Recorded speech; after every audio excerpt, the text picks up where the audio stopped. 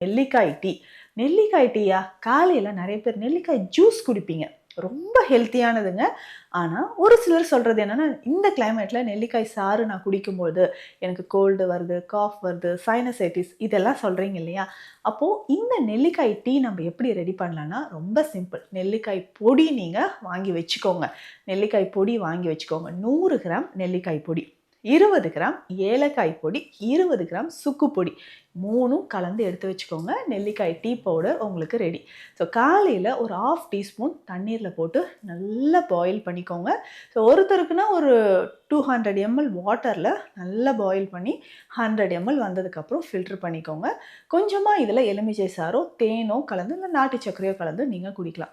குடிச்சு பாருங்களேன். வெயிட் லாஸ்க்கு இது ரொம்ப ரொம்ப யூஸ்ஃபுல்லா இருக்கும். உங்களுக்கு லிவர் ரிலேட்டட் ப்ராப்ளம் இருக்கா? அத சரி செய்றதுக்கும் இது உங்களுக்கு ரொம்ப ரொம்ப யூஸ்ஃபுல்லா இருக்கும். ஸோ நெல்லிக்காய் டீ குழந்தைகளுக்கு அவ்வளவு நல்லது. இம்யூனிட்டி வந்து உங்களுக்கு பூஸ்டப் பண்ணும். இதில நம்ம சுக்கும் சேர்த்துருக்கோம் இல்லைங்களா? நல்லாவே உங்களுக்கு ரிசல்ட் இருக்கும்.